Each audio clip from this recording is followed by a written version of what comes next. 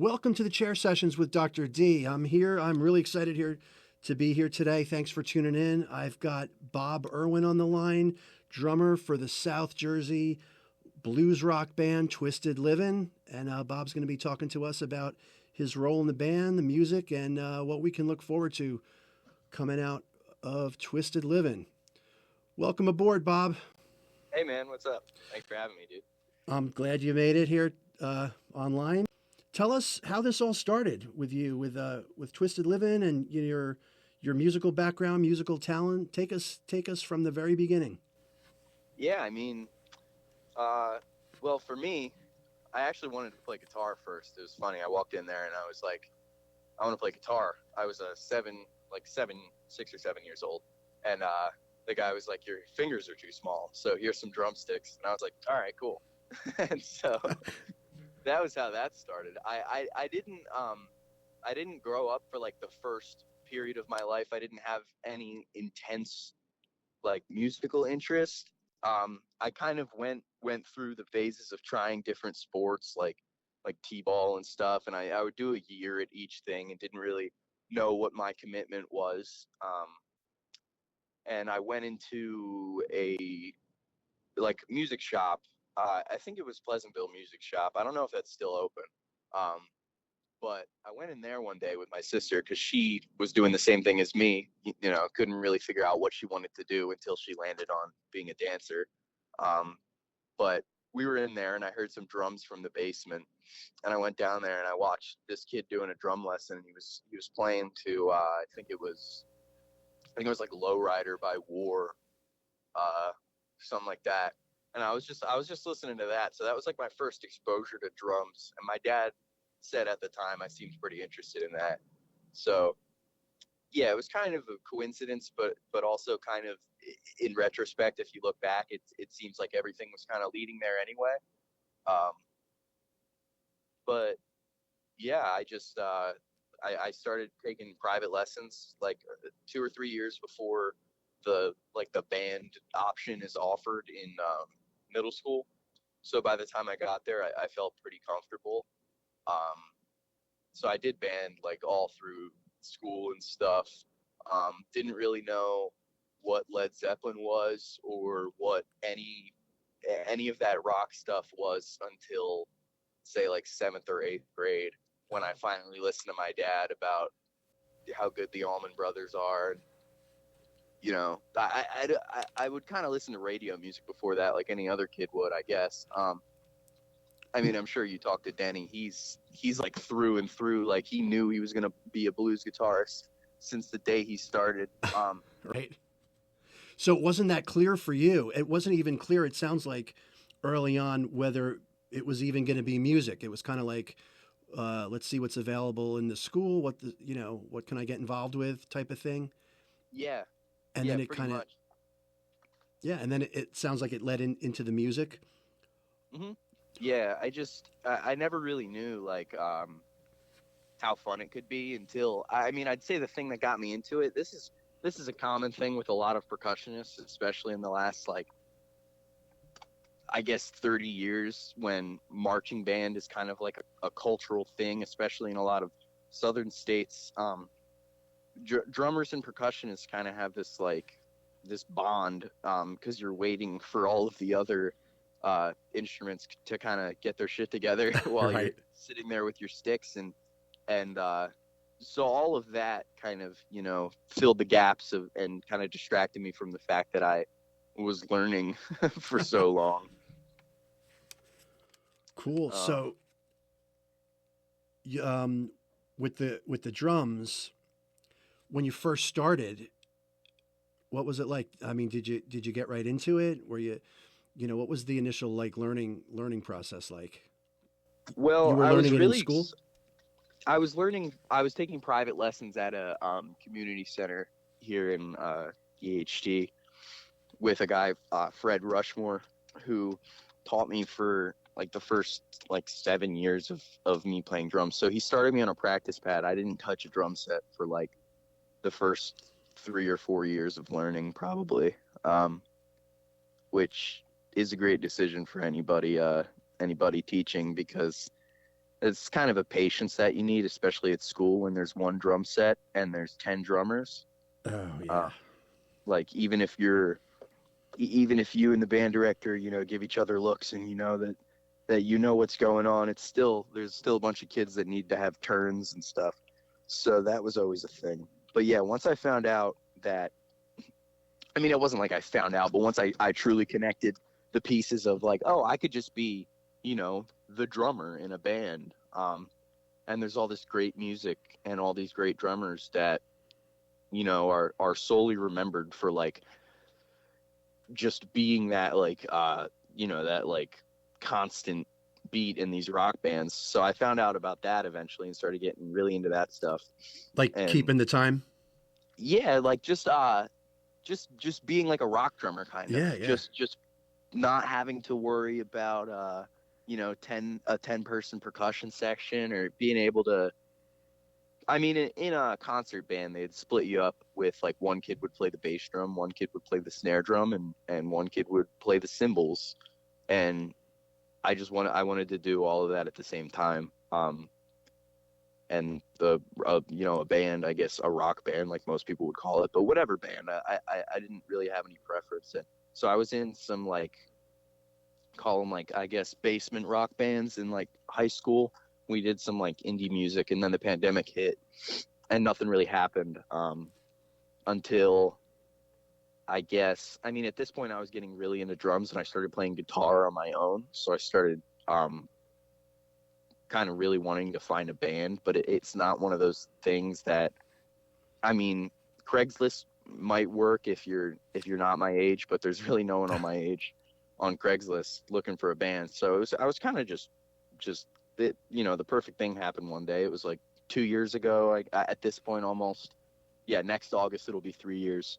I was just on Instagram. I got a message from Will, the bass player, and it was like a whole paragraph about how he's starting the blues band with this guy Denny Shiffler. But both of these people at the time, I don't know them at all. Oh, you didn't know them at all? Okay. No, I didn't know them. He was like, "Hey, I heard your name from the previous bass player from my band that I was in before the pandemic." So somehow Will asked the one person that I had, been in a band with that he knows if they knew any drummers, and that was me. So that was synchronicity in action there? Yeah, it was all the one decision I made to be in that band with that kid for a very small amount of time, and we got nothing done in that band.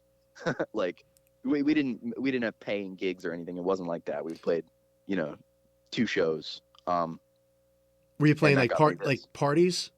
Yeah, like basement parties. Okay. And some stuff in Atlantic City, but it was those 4 bands on 1 ticket type of thing. Oh, nice. Yeah, so, but then this happened and we just got along immediately, and we're all good friends. And, after like the first year of not really knowing what to do, and everyone's kind of adding their own songs and like, not really realizing exactly what the band's going to do, because that always happens. And it just feels really good now, knowing that we like bounce off each other as well as we do. But yeah, eventually we finally stopped ignoring the fact that Denny is a strong, hardcore blues guitarist, and that should be our focus, instead of playing Sublime and shit like that doesn't get our hands warm or really do anything for us. Is that what you were listening to on the radio while you were learning the drums? Yeah, stuff like that. Chili Peppers is fun to listen to, sure. But just at the end of the day, we wanted more to like sink our teeth into. I mean, I have a lot of respect. I mean, the Chili Peppers are like one of my favorite bands. If I didn't spend hours watching them play live, I wouldn't have had like the inspiration to, want to be like kind of like a strong drummer like Chad Smith is in there. Like he does his own thing. It's like bass, guitar, drums, and that's it. And if one of those people drops out, it's a totally different sound. And I in that way, we are the same. It's very cool to have a 3-piece. So the Chili Peppers were kind of inspiration for you as far as performing goes? Yeah, yeah. They have a vibe. I really Oh like yeah. their guitar player, and John Frusciante specifically. But yeah, they're just fun to watch, and same thing with Denny, their guitar player. You know, you won't hear the same solo twice. Oh yeah. Um, and that's the best, you know, when you're a musician. It's, you don't want to be pretentious, but at the end of the day, you gotta, you know, you gotta keep your mind working, kind of. If you just know what to expect, it's, you know, you might as well just play the original Right. You're record. going through the routine, Exactly. going through Yeah. the motions without the real passion. Well, that's one thing that you guys, it's definitely obvious when you guys are playing that the passion is definitely there. And I think that's what makes you guys so popular among the South Jersey blues scene. Yeah. And you mentioned about like the blues, it wasn't really your thing.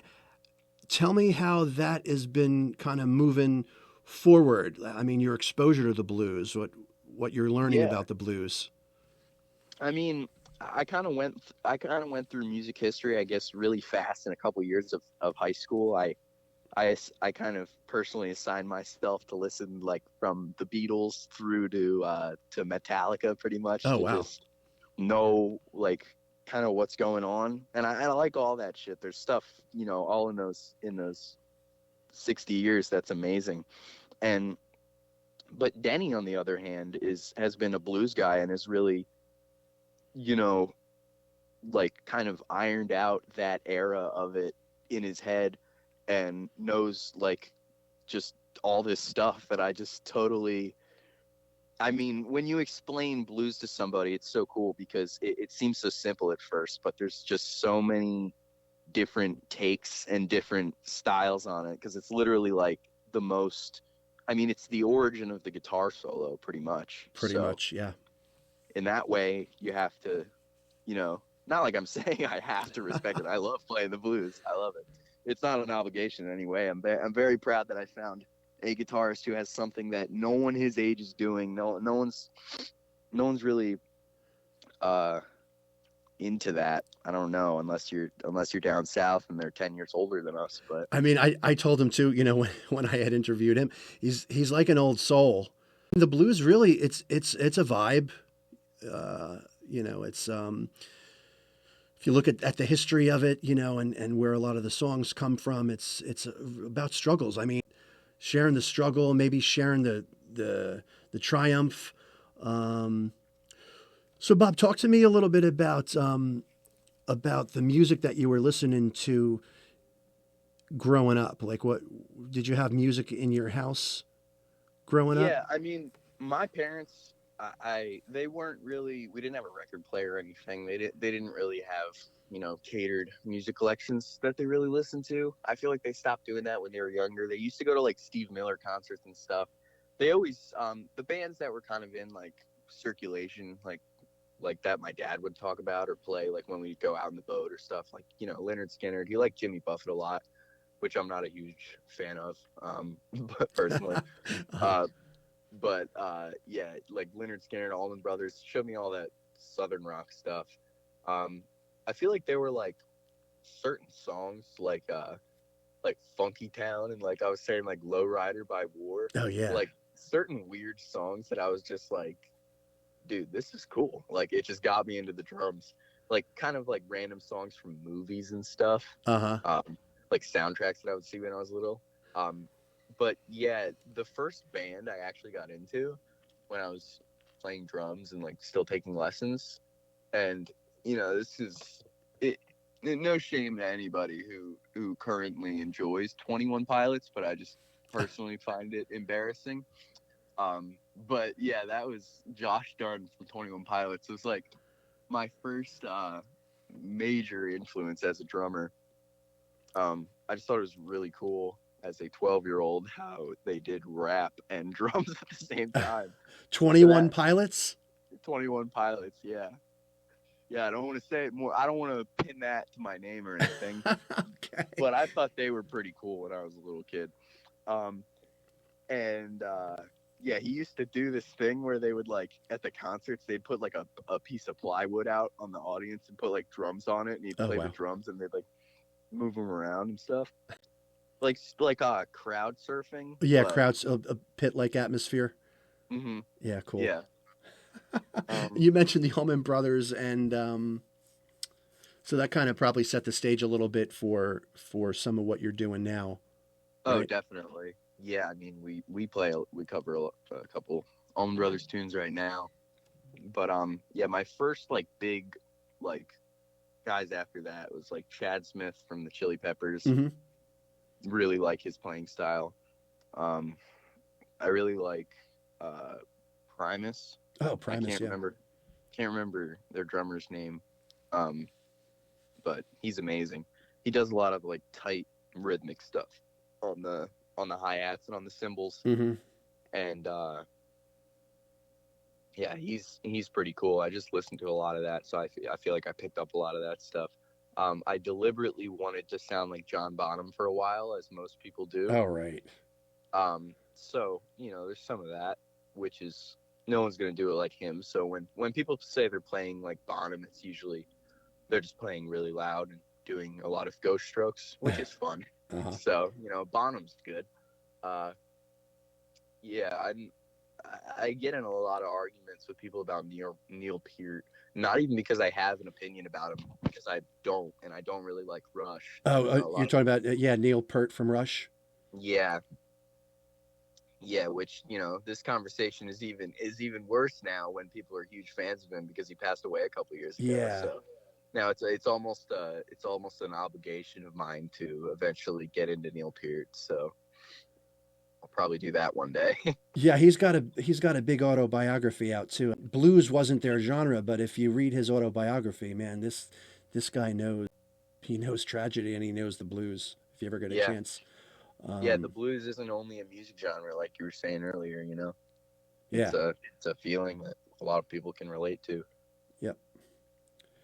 Yeah, I mean, my main the drumming from this band isn't as big of an influence, but I obviously like the Grateful Dead a lot. Oh yeah. Just the experimentation and you know, I like to not play songs the same way twice or extend it past where it would usually end. Just, you know, making different decisions and making eyes with my bandmates and kind of as it goes along, kind of like I guess more or less of a jam. Exactly. Yeah, that's the best, is just being able to do that. We will never play to tracks. We'll never do any of that. It's just... Yeah, I think with the jamming too, I think that's some of where the magic of the synergy comes out between the band members. So, and I think that you know, when you have that free reign to just kind of go with the flow, as they say, and jam, I think that's, like I said, that's where the magic comes out. Right. Yeah, especially when you know, when trying to take all the blues stuff in at first, it was pretty easy when I would compare it to the Dead or to, you know, Chili Peppers performances that I've watched, because, you know, as much as the blues is very stripped down in a way that, you know, that's why it can connect to so many music genres, because like at the end of the day, it's just you're playing, even though, like the Dead, like there might be a really slow Dead song, right, that you could compare to a slow blues. There's to the naked ear, to the untrained ear, it might sound like not much is happening, but within that slow tempo, you can fit a lot more notes and you can fit a lot more feeling. Absolutely. So that was a easy transferable skill between what I had been listening to and what Denny had been listening to and practicing. So yeah. Do you feel like you get your solos in when you're performing? Well, we do Moby Dick by Led Zeppelin. So nice. That's enough for me. Yeah. Great. Sometimes they yell drum solo, and we've already played that one, so I guess I'll get two that night. Yeah, I'm not a big solo guy. I liked Buddy Rich when I was, you know, growing up. Oh yeah. I like the flashy stuff. It's cool. I've never been like a chops guy, meaning like if you're saying like a drummer had good chops, he could just play really fast for a very long period of time. I like grooving a lot. I like just playing beats. Even sometimes when I get a drum solo, I'll just groove for a little bit, like, because I still want to make people dance. Like, that's a thing too. I feel like it's kind of there's a resentment in me that keeps me from playing some of that stuff because of all the drummers I grew up with, like in school, just getting on the drum set and just like just going crazy. So I think it takes a lot of discipline too, don't you think, to do the other? To not just lash out all the Yeah, time. I mean, I think that speaks volumes about discipline, and I think it's like almost like a respect for time, for timing, patience. I don't know. Can you comment on that? Yeah, I mean, I guess in music I do have a lot of patience in that aspect of my life. I just don't want to be that drummer. That's kind of the worst thing you could do as a drummer, is be flashy and overbearing and try to steal the spotlight. So when you know that, and when there's only 3 of you, it's like almost in a way I've watched, not like they were losing jobs, but the reason I would get so many parts maybe in school is because of that quality. So it kind of just stuck with me to, make them want me to hear me, kind of. You don't just come out swinging with 100% of what you have and try to get the audience to I don't know, think you're cool or something. I don't know, but I just never... Yeah, no, I get what you're saying, and I think that's what I was kind of getting at. Like, there's a discipline, and there's a, I don't know if humility is the word, but but patience too. It's kind of like you can appreciate more than just, like you said, the loud, the constant, the loud banging, like everything we're all very typically used to for a drum solo. And I think with the blues too, do you feel like a lot of the blues songs kind of lend itself to that discipline? Oh yeah, definitely. To play, I've learned a lot in the last 2 years about waiting. Not that when I went into it, I was, doing a fill every 2 bars, but still, there's little things, and the tension of your wrist, and when your body is geared up to play something when it shouldn't be, because you're waiting. It's a lot of waiting and listening to Denny, and he finishes a phrase, and then maybe I can complement that by playing something. But yeah, definitely blues teaches you patience as any part of it, I think. Yeah, and I like the way that you characterize that. It's the waiting, and it's funny because I think that's where the discipline comes in. I think that the immediate gratification is not in the waiting. Mm-hmm. It's exactly. And so I think, I think that there's a high level of talent that goes into, and discipline. And it sounds like you're kind of you're cultivating that. Yeah. With these guys. It's an important thing to me. I don't want to be referred to or seen as just noise. Yeah, cool. Again, one of your superpowers. Creatively, what's your role in the band creatively, as far as, other than performing? Are you involved in songwriting? Yeah, I mean, so mainly our process with that, we are recording an album right now. Right on. So Denny's like the creative head to all that stuff. He comes up with, the feeling of the song and the chords and the lyrics and stuff. He has ideas of what he wants me to play. Sometimes it's there's no leader dynamic when we're writing music. At the end of the day, it's like, if I have an idea for a bass line, if Will has an idea for what I should play, we try it out. Mm-hmm. We say, I think this would work here. It's a very flexible process, really. It sounds collaborative. Yes. Yeah, so very much. And it sounds like you're involved a lot Are you involved more with the music, with the arrangements, more so than maybe the lyrics and actually Yeah, writing the songs? that's my main thing. I mean, on the covers, a lot of the little, I have all of these little choices that I'll have where I'm like, we should pause here or we should do this, and it's just things I hear. So yeah, I guess more arrangement stuff, and more like communicating between instruments, or Yeah.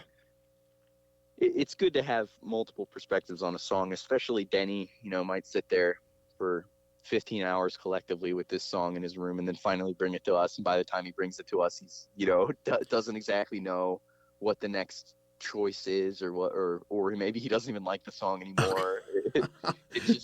It's all that stuff. So it's cool to kind of sit back and have it presented to you. And you're like, I think this should do this. And then Denny's like, oh yeah, that's great. I didn't even think about that. And then from there, it just rolls and rolls. And takes on a life. Yeah. So when you're getting the songs, basically Denny's coming to you guys with the lyrics are already there, or are you guys collaborating in lyrics at all, or no? Not We don't much? really collaborate on lyrics. Okay. If he's writing something deeply emotional, Yeah, that's his. I just step away and I just listen. I just listen as the song's being played. Sometimes I don't even know the lyrics until we record it. Okay. Yeah, I'm just like, I just trust whatever's going on there. Yeah, you're trusting it in the process. Yeah.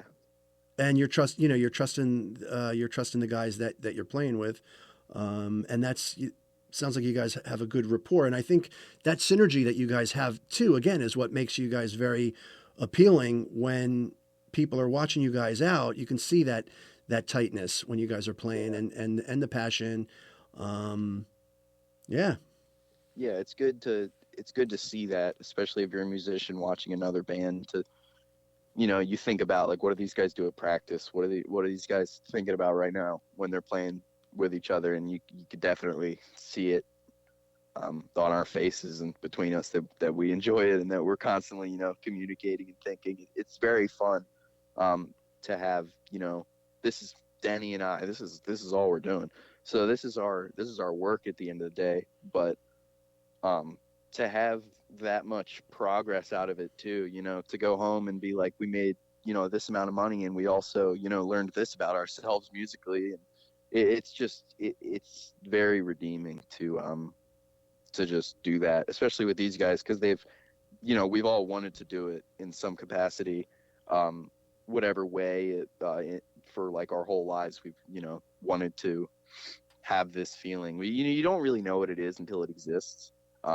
Especially with these bands, like, because if you're making something new, then it doesn't really exist, until you've done it. So for the first couple of years of the process, it's you're kind of blind to the fact that, like, you really are putting something together, and it's just nice to hear, people come to shows and be like, I saw you guys 2 months ago, and this is totally different, because it's good to feel appreciated for it. And people can see the evolution. Exactly. Of how things are kind of progressing, developing. You talked about an album and recording. Yeah. Can you, is that classified, or are you able to talk about that? Well, give us some little, the van little is teasers. Still stationed in front of my house right now, so I'll see if they noticed me saying anything about it. It's a big deal. Big deal. But anyway, I think I can, get a couple details out there to the public. It's going to be 12 songs. There's no special meaning for that number or anything. That we're just, that's the number we landed on. 13 is kind of dangerous, so you don't want to do that. So we're doing 12 songs. That's a pretty solid. That's a pretty solid number of songs. Yeah, I like a chunky album. It wasn't going to happen like this. We've been talking about it. It's always been like, yeah, we should do like 7 or 8 songs. But you can't anticipate that Denny's going to write like 6 songs that all sound completely different in 1 week, and we like them all. So that's that's how it's going in that regard. So are the songs already written? It's just a matter of kind of laying down the tracks in the studio? Yeah, we just have to record 4 more. Oh, wow. That's great. Yeah, so we have you put the instrumental down, we do it all together, and then we have some extra sessions to overdub vocals and do all that extra stuff. But yeah, we've been recording with this guy Lou, who is our best friend. So shout out Lou at Puppy House Records in EHT. All right. EHT, that's Egg Harbor Township, correct? Yes. Okay, yeah. for our listeners who are not familiar with the South Jersey lingo. Yeah. EHT. Yeah, EHT. Okay. So, yeah, this guy's 6 minutes away from my house, and he showed us a demo outside of Betsy's house when we played with Billy the Kid there. Oh, cool. And he, opened all the doors on his car and turned the volume all the way up and was playing this record for us that he did at his house. And it sounded exactly like, what it should sound like. You can hear the bass, you can hear the drums, you can hear the guitar every time you tune into a specific instrument. That's what you want to hear. And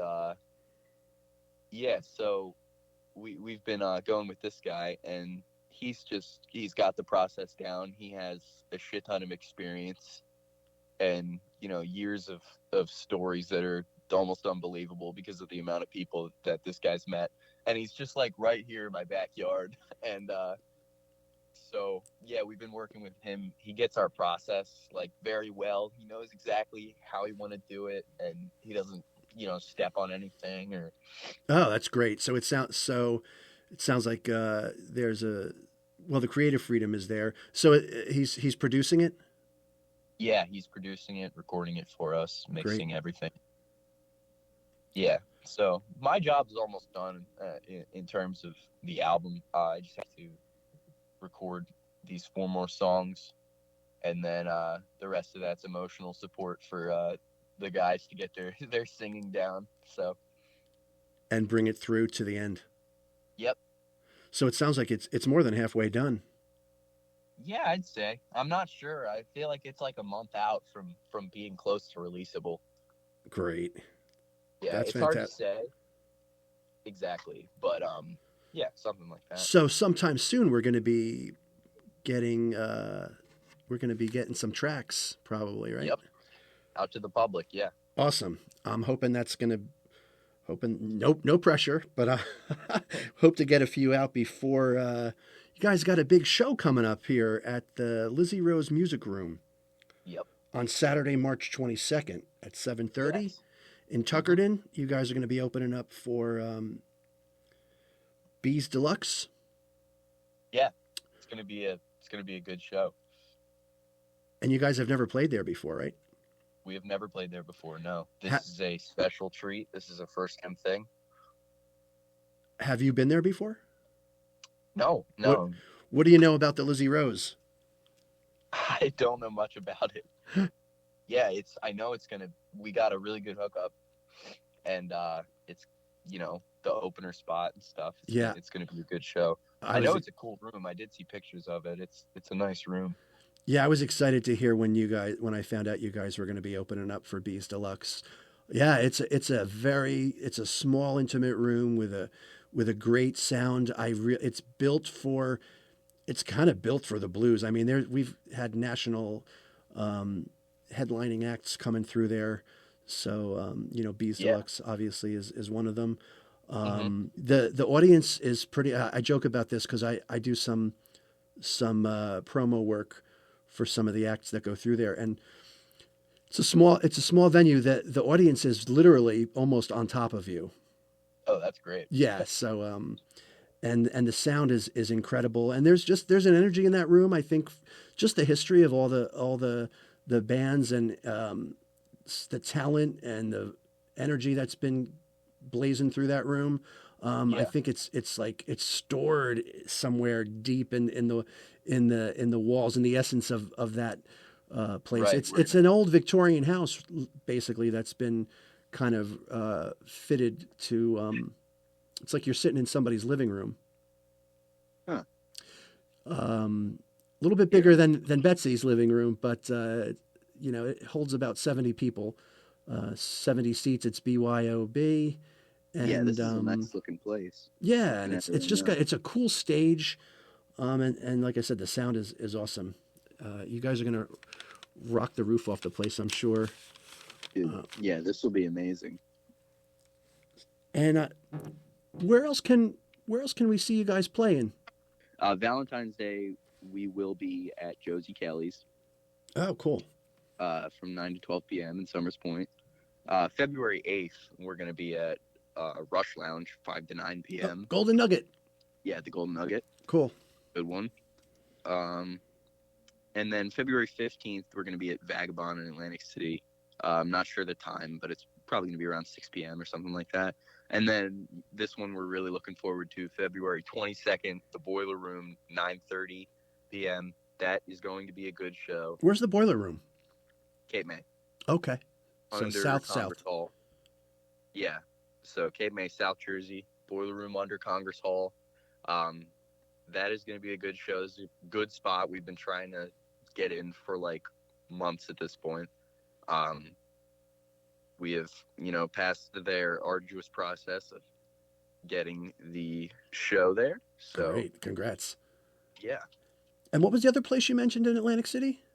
𝘂𝐵𝐵𝐼𝐻. 𝘂𝐵𝐵𝐼𝐻. What do you know about restaurant. We've been there before. It's we actually played I think he was the manager. We played his wedding after party. Because he liked us so much the first time we played there. They have really good food too. It's just a nice little spot. It's a little bar and restaurant. Is that part of the new Orange Loop that they're developing down there? By the Tennessee Avenue Beer Hall and the Anchor Rock Club? No, it's not exactly down there. It's on Trenton Avenue. Okay. Yeah, so it's kind of like on the edge of Atlantic City out there. Okay. But yeah, they have really good food, and that'll be a nice, laid back. So show. bar, restaurant, club, venue, like. Yeah. Your vision for the future. Where do you see this? I mean, you told us you're doing it full time. Mm-hmm. Where do you want to take it? What's your vision? Yeah, I hope we can tour. I hope we can play festivals. I hope we can do. We don't want to be like a boy band or anything. Don't want to do like underwear commercials or be like famous or anything like that. But you want to rock out. Yeah, I just want to play the drums in cool places to a lot of people. That's really it. As long as we're happy and as long as we're having fun with it, which we are, and it's only getting better. Every 6 months we look back and we're in a totally different situation. So I can't really exactly say what I want out of it, because I didn't even know what this was when I started it. So I think Twisted Livin is going to be its own thing. That's different from any other band that's been around before. Well, you guys got a great start, Thank you. And any festivals you've got your eyes on? I mean, I don't know if they'd like us at Coachella. Any blues festival, man. Like any blues, indie, like rock festivals. I mean, I feel like they're all rap festivals nowadays. I feel like there's a lot of pop music, but maybe we'll trick them with one pop song and that'll get really popular, and then they'll put us on a stage and we'll make them listen to blues for 2 hours. So any opportunity that could possibly, get us to the masses. You guys are on your way, and I want to wish you good luck with all of it. And we hope to see you guys continuing to play the local circuit, and in the future, hopefully some bigger blues festivals. Yeah, man. Cool. Bob, I want to thank you for coming on today and talking to us about the band and the music. Thanks for having me, Decaf. You're welcome. All right. Bob Irwin from South Jersey blues rock trio Twisted Livin. on Dr. D's chair sessions. I want to thank everybody for tuning in. And thanks again, Bob, for calling in. And hope to see you guys out at a gig very, very soon. Yeah, man. Thank you. All right. Take care.